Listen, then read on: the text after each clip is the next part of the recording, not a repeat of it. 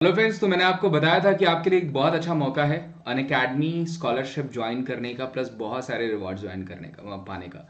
देखिए, रिवॉर्ड्स तो खैर सेकेंडरी है। पहली चीज़ क्या है कि ऑल ओवर इंडिया आपका यहाँ पे जो है कि वो होने वाला है कंपटीशन, जो कि एक बहुत बेहतर चीज़ है मेरे हिसाब से। ऑल इंडिया जो है कि रैंकिंग भी आपको दिखेगी, प्लस अगर आप बहुत अच्छा परफॉर्म करते हैं, रैंक 1 में आते हैं या फिर रैंक 2 to 6 में आते हैं या फिर रैंक 7 to 16 में आते हैं या फिर 300 लकी विनर्स में आते हैं, तो आपको बहुत सारे प्राइजेस भी मिलने वाले हैं। रैंक 1 वाले को लैपटॉप आप देख सकते हैं, 5G स्मार्टफोन्स देख सकते हैं, ईयरबड्स देख सकते हैं और 300 लकी विनर्स को गिफ्ट वाउचर्स भी मिलेंगे। तो बहुत ही अच्छी चीज़ है। ये नवंबर 6 तारीख को यानी 6 नवंबर को होने वाली है। इस संडे के बाद अगले संडे को 10 बजे से ये शुरू हो जाएगा। अगर आप बैंकिंग की प्रिपरेशन करते हैं तो बैंकिंग वालों के लिए भी है, एसएससी रेलवे के लिए भी है। SSC exam similar to railway cum examination के आएंगे, ठीक है। तो आपका एक पास एक बहुत मौका है ये 5 करोड़ रुपए तक के स्कॉलरशिप जीतने का, और जरूर इसमें आप एनरोल करिए। आपको कोड मांगेगा तो विमलेस@14, जो कि मैं डिस्क्रिप्शन बॉक्स में दे दूंगा, लिंक भी मैं डिस्क्रिप्शन बॉक्स में दे दूंगा। VIMLESH करके जो है कि कोड है @14, जिसको यूज करके आप फायदा उठा सकते हैं। एक ये चीज होगी। दूसरी चीज देखिए आपके लिए बहुत अच्छा है, कॉम्पीट में क्या करना है आपको कि कॉम्पीट बेसिकली एक क्विज आपको राउंड होगा, जिसमें आप क्विज करेंगे ऑल ओवर इंडिया से जो भी आपके लेवल के स्टूडेंट होंगे, क्योंकि देखिए लेवल तभी पता चलेगा जब आप उनसे जीतेंगे हारेंगे। तो उस लेवल के आपका कंपटीशन मिलेगा, जो है कि आपके इंडिया के सारे लेवल्स के एस्पिरेंट्स के साथ जो आपके साथ तैयारी कर रहे हैं। तो बहुत ही अच्छा लगेगा। एक तो इससे क्या होता है कि आपका कॉन्फिडेंस बूस्ट होता है कि आप बहुत अच्छा परफॉर्म कर रहे हैं। तो आप जरूर कॉम्पीट को भी ज्वाइन करिए। करना क्या होगा, अकेडमी एप्लीकेशन पे आपको जाना होगा, इंस्टॉल कर लीजिए प्ले स्टोर से, और वहां पे आप कॉम्पीट को ज्वाइन करके टेस्ट दे सकते हैं। प्लस आपको सबसे इंपॉर्टेंट है कि आपको गवर्नमेंट स्कॉलरशिप भी ज्वाइन करनी है। तो ये दोनों जरूर कर लीजिए। बाकी चलिए हम आगे अपनी वीडियो देखते हैं और स्टार्ट करते हैं। नमस्कार, स्वागत है आप सभी का शिक्षा सिटी के यूट्यूब चैनल में। दोस्तों, आज के इस वीडियो में हम जीव विज्ञान की उप शाखाओं से संबंधित कुछ इम्पॉर्टेंट एमसीक्यूज को सॉल्व करेंगे, जो कि आपके एग्जाम के लिए काफ़ी फ़ायदेमंद है। दोस्तों, इस वीडियो में उन सभी इम्पॉर्टेंट प्रश्नों को सम्मिलित किया गया है जो कि प्रीवियस ईयर के एग्जाम्स में पूछे गए हैं जीव विज्ञान की उप शाखाओं से संबंधित। तो चलिए वीडियो को स्टार्ट करते हैं और देख लेते हैं कि कौन कौन से इम्पॉर्टेंट प्रश्न हैं जिनको इस वीडियो में सम्मिलित किया गया है। पहला प्रश्न हमारा है जंतु विज्ञान, जिसको हम इंग्लिश में कहते हैं जूलॉजी, उसके अध्ययन को मतलब जंतु विज्ञान में किसका अध्ययन किया जाता है। तो जो जंतु विज्ञान होता है यह अध्ययन करता है जीवित व मृत जानवरों दोनों का। तो आप इसे याद रखिएगा, जंतु विज्ञान के अंतर्गत जीवित व मृत जानवरों दोनों का अध्ययन किया जाता है। तो ऑप्शन जो सी है इसका बिल्कुल सही है।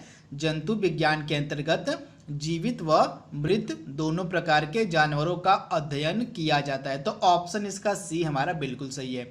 अगला इंपॉर्टेंट प्रश्न हमारा है कीटों के वैज्ञानिक अध्ययन को क्या कहा जाता है। तो कीटों के वैज्ञानिक अध्ययन को कहा जाता है एंटोमोलॉजी, यानी ऑप्शन इसका बी बिल्कुल सही है।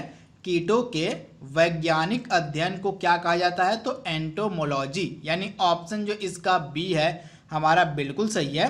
कीटों के जो है वैज्ञानिक अध्ययन को हम कहते हैं एंटोमोलॉजी। तो आप इसे याद रखिएगा, ऑप्शन इसका बी बिल्कुल सही है।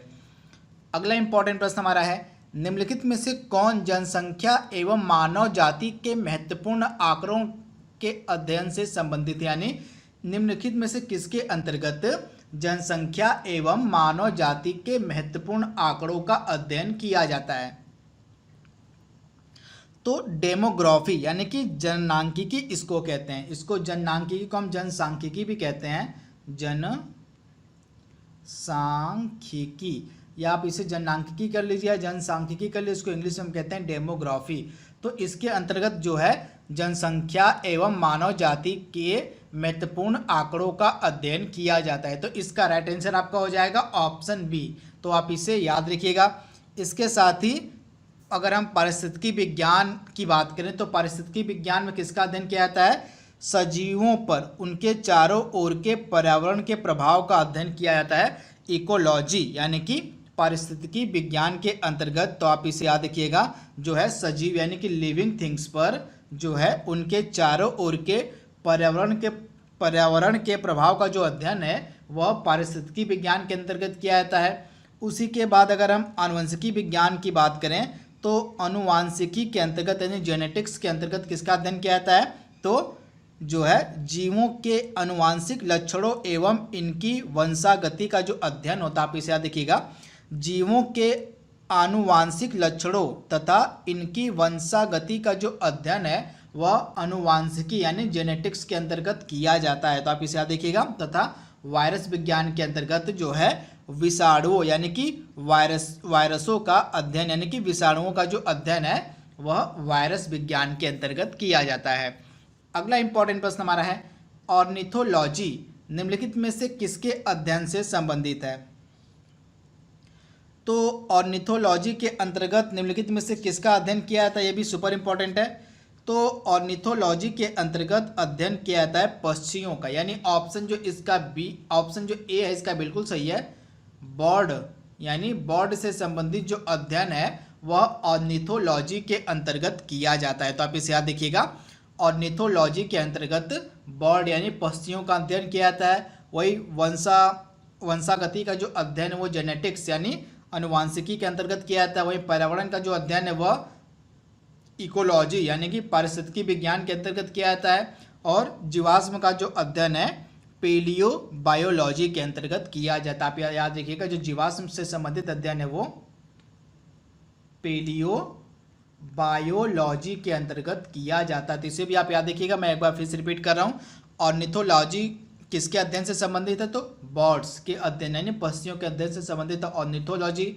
और जो वंशागति से संबंधित अध्ययन है वह किया जाता है जेनेटिक्स, मतलब जेनेटिक्स के अंतर्गत। आप याद देखिएगा, जेनेटिक्स के अंतर्गत जो है वंशागति का अध्ययन किया जाता है। वहीं पर्यावरण का जो अध्ययन है इकोलॉजी के अंतर्गत किया जाता है। इकोलॉजी मतलब पारिस्थितिकी विज्ञान। और जीवाश्म का जो अध्ययन है वह पेलियो बायोलॉजी के अंतर्गत किया जाता है। अगला इंपॉर्टेंट प्रश्न हमारा है, जीवों के आनुवांशिकी लक्षणों एवं इनकी वंशागति का जो अध्ययन है उसको हम क्या कहते हैं।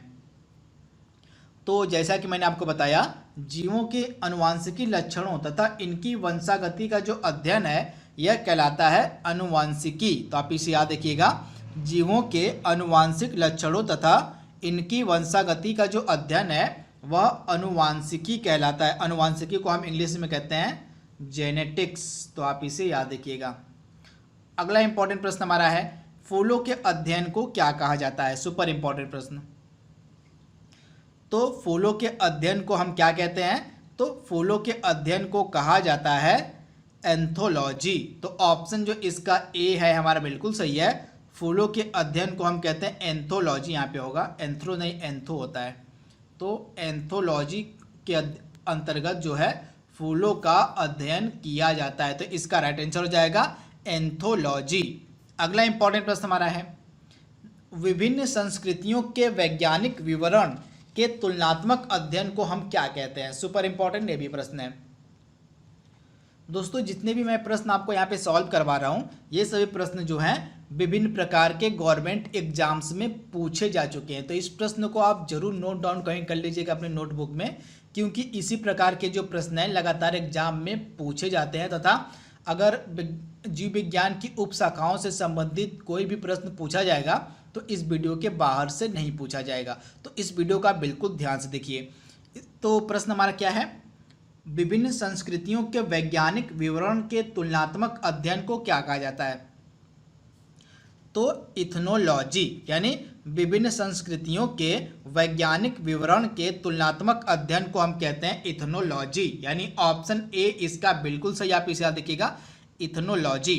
इसके बाद इथनोग्राफी के अंतर्गत किसका अध्ययन किया जाता है, तो इथनोग्राफी के अंतर्गत किसी विशिष्ट संस्कृति का अध्ययन किया जाता है। तो आप इसे याद रखिएगा, अगर किसी विशिष्ट संस्कृति के अध्ययन की बात हो तो किसके अंतर्गत किया जाता है, तो इथनोग्राफी के अंतर्गत। वहीं विभिन्न संस्कृतियों का जो तुलनात्मक अध्ययन है, मान लीजिए एक संस्कृति का दूसरे संस्कृति से तुलना करके जो अध्ययन किया जाता है उसको हम कहते हैं इथनोलॉजी। परंतु किसी विशिष्ट मतलब केवल एक ही संस्कृति का जो अध्ययन है वह इथनोग्राफी के अंतर्गत किया जाता है। तो दोनों में डिफरेंस आप याद रखिएगा। इसके बाद अगला इम्पॉर्टेंट प्रश्न हमारा है, इसके बाद अगर हम इसका एथिक्स की बात करें, एथिक्स के अंतर्गत किसका अध्ययन किया जाता है, तो एथिक्स के अंतर्गत नैतिक आचार तथा कर्तव्य का मनोवैज्ञानिक अध्ययन किया जाता है, यानी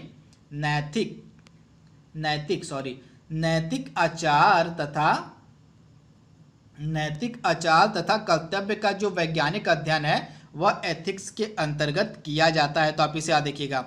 इसके बाद इथोलॉजी की अगर हम बात करें तो जो इथोलॉजी है इसके अंतर्गत किसका अध्ययन किया जाता है, तो मानव सहित सभी जंतुओं के व्यवहार का जो अध्ययन है वो इथोलॉजी के अंतर्गत किया जाता है। आप नोट डाउन कर लीजिएगा। मानव सहित सभी जंतुओं के व्यवहारों का जो अध्ययन है वह इथोलॉजी के अंतर्गत किया जाता है। तो इन चारों के बारे में मैंने आपको बता दिया, इन्हें आप नोट डाउन कर लीजिएगा। अगला प्रश्न हमारा है, रेशम कीट पालन को क्या कहा जाता है? सुपर इंपॉर्टेंट प्रश्न। तो रेशम कीट पालन को क्या कहते हैं हम? तो सेरीकल्चर। तो आप इसे याद रखिएगा, रेशम कीट पालन को कहा जाता है सेरीकल्चर, यानी ऑप्शन इसका बी हमारा बिल्कुल सही है। वहीं एपी कल्चर के अंतर्गत मधुमक्खी पालन किया जाता है, इसे भी आप याद रखिएगा। एपी कल्चर के अंतर्गत जो है मधुमक्खी पालन आता है। कौन सा पालन? तो मधुमक्खी पालन जो है एपी कल्चर को कहते हैं। तथा फ्लोरिकल्चर के अंतर्गत क्या आता है? तो सजावट के लिए काम आने वाले फूलों का जो अध्ययन है वह फ्लोरिकल्चर के अंतर्गत आता है। तो आप इसे याद रखिएगा, जो सजावट के लिए, आप याद रखिएगा, जो सजावट के लिए फूल काम में आते हैं उनके अध्ययन को हम कहते हैं फ्लोरिकल्चर। तो आप इसे याद रखिएगा, सजावट के लिए काम आने वाले पुष्पों के अध्ययन को हम कहते हैं फ्लोरिकल्चर। और वहीं अगर हम हॉर्टिकल्चर की बात करें, ऑप्शन डी जो हमारा है, तो हॉर्टिकल्चर के अंतर्गत पुष्प एवं फल देने वाले पौधों का अध्ययन किया जाता है। तो आप इसे याद रखिएगा, हॉर्टिकल्चर के अंतर्गत पुष्प यानी फूल और फल देने वाले पौधों का अध्ययन किया जाता है हॉर्टिकल्चर के अंतर्गत। तो इसे आप याद रखिएगा।